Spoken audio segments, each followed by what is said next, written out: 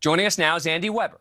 He's a senior fellow at the Council on Strategic Risk and a former Assistant Secretary of Defense for Nuclear, Chemical, and Biological Defense Programs. Thank you so much for coming on the show. Appreciate it. All right, so you have been to these places. Please tell us what exactly is going on in these labs in Ukraine. Well, they function just like your county public health laboratory. They monitor for infectious disease outbreaks. They're sort of a smaller version of the Centers for Disease Control. And indeed, the United States government has been supporting these laboratories since 2005 in order that they have a better system of detecting and responding to infectious disease outbreaks. Now, is there anything at all sort of nefarious or secretive about these facilities? Nothing at all. They're totally open, transparent laboratories. I've visited them many, many, many times, as have international visitors and the World Health Organization routinely. So why do you think Victoria Nuland said that she's concerned about the Russians' approach on them? Well, for the same reason we're concerned that Russia is attacking civilians, nuclear power plants.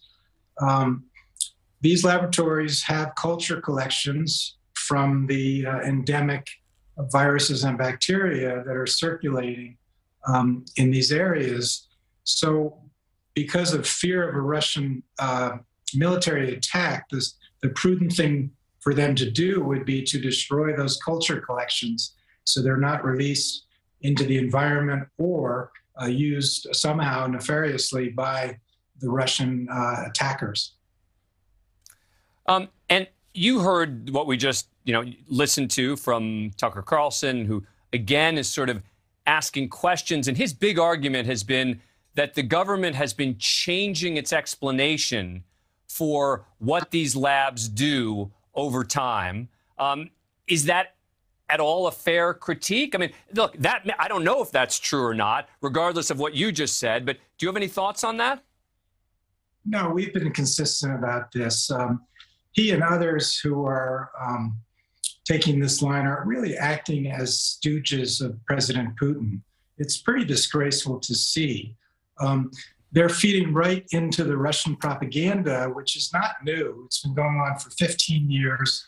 They lie, they make false accusations about the United States is surrounding Russia with secret biological weapons laboratories. And it's just KGB-style disinformation, just like they blame the HIV/AIDS on a U.S. military laboratory in a KGB disinformation operation during the Cold War.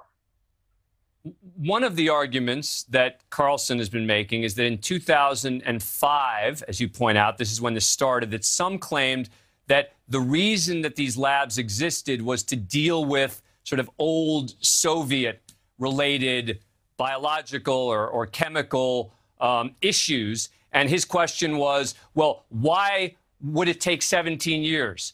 What have they been doing for these 17 years in that lab? Well, they're doing what the Centers for Disease Control does every day. They're responding to the COVID outbreak. They're doing diagnostic testing. They're doing things that serve the public health and global health, frankly. We want these disease outbreaks to be contained before they spread to the United States. So when you went to these labs, you were allowed to talk about it, right? I mean, you were not sort of whisked away in a secretive way to say, oh, he got to see the secret labs, and now we have to sort of make sure he doesn't talk to anyone. Exactly. These are totally open laboratories. Most of them belong to the Ministry of Health. A couple of them that are veterinary laboratories belong to the Ministry of Agriculture. But these are totally open and transparent facilities, yes. And why would, the other question a lot of people ask is, why would the U.S. help fund these kind of labs? Well, as I explained, it's part of a global early warning system for infectious disease outbreaks. Just as we fight terrorism abroad because we don't want attacks to occur in the United States, We want to stop infectious disease outbreaks at the source, wherever they may occur. So we've been strengthening the capacity of now over 30 countries in Africa, Southeast Asia, Kazakhstan, Georgia, and Ukraine to improve their ability to detect and respond to infectious disease outbreaks so we can prevent pandemics.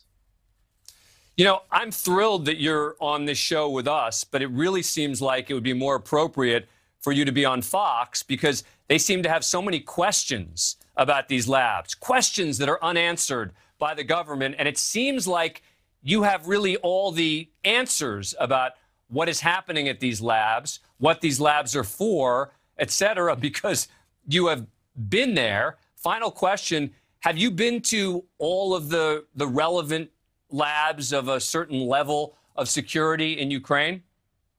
Oh, absolutely. In fact, after 9/11, the president of Ukraine invited a U.S. team that I led into Ukraine to visit all of the biological and chemical facilities because they were concerned that terrorists might exploit these labs or divert materials from these laboratories.